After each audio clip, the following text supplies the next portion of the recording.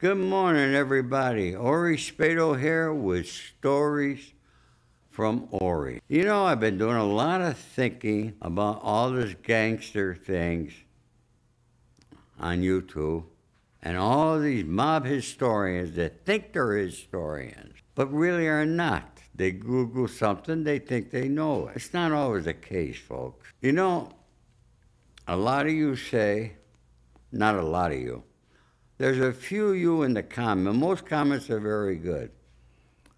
But you say, I never knew Sonny Franzese. Read my book.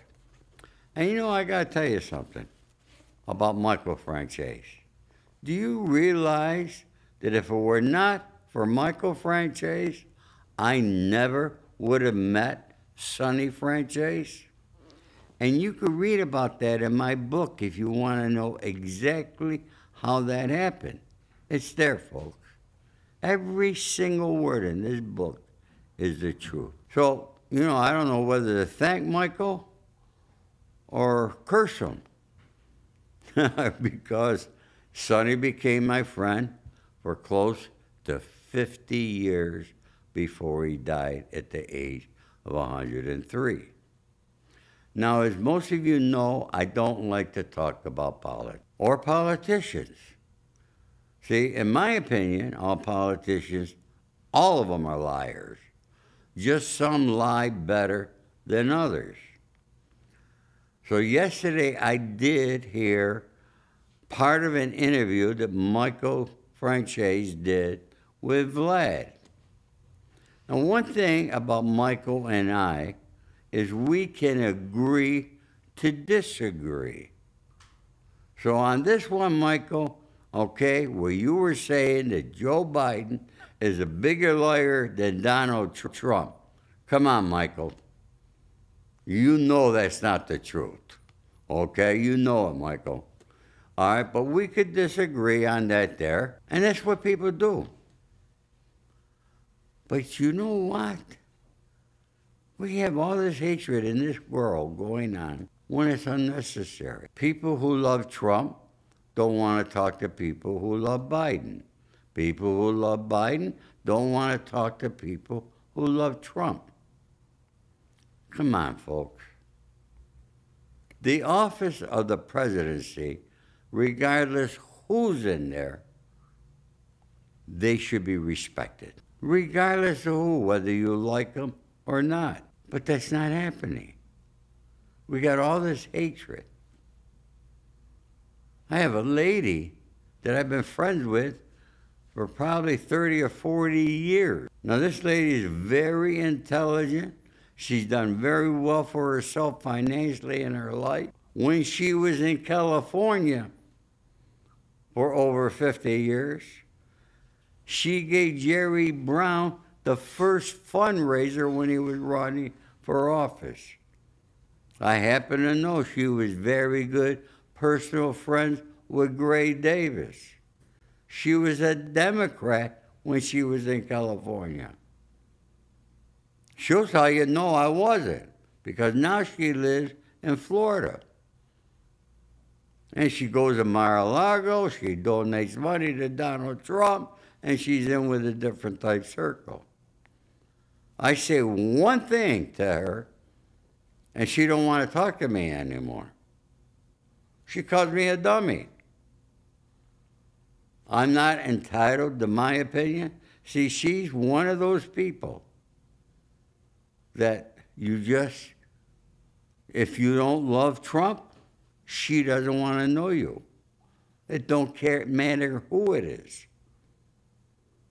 Why do we got to pick our friends because of the president?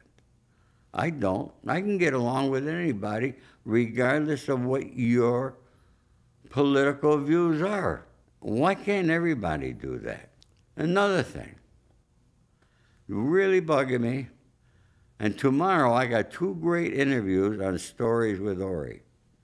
But you know, this presidential race is going on is either going to be about abortion or immigration. Let's talk about immigration first. Immigration in this situation, in this war, It didn't just start with the border here in Mexico. It's been happening since the 1900s. And my grandfather came to this country from Italy in 1902. Do you know in the 1900s what they were saying about the Italians? That we were all gangsters, we were all killers. They called us wops, they called us guineas. They didn't want us in this country. They did it with the Irish, the Germans, the Jews. And now they're doing it on our southern border. Not everybody coming across, as Trump says, is a killer or a drug dealer. That's not the case, folks. Yes, there are killers. Yes, there are drug dealers. But the majority of them are good people coming to this country for a new beginning in the land of the free. Yes, we are still the land of the free, and I hope it always stays this way. But I'm starting to question that there with all this hatred that everybody's creating. And it stems from our U.S. House of Representatives, the Congress, the Senate, all right, and our executive branch, down to your cable networks, right down to your kitchen table with your family. Let's stop that, folks. Not all Italians are gangsters.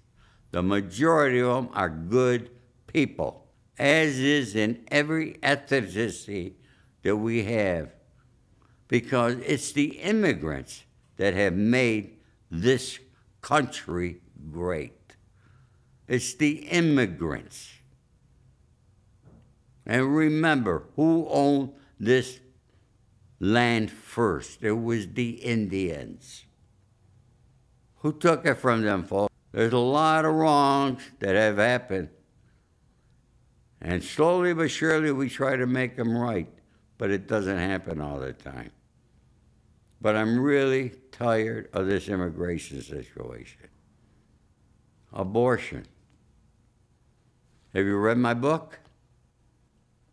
In the back of my book are letters that I've written to different people.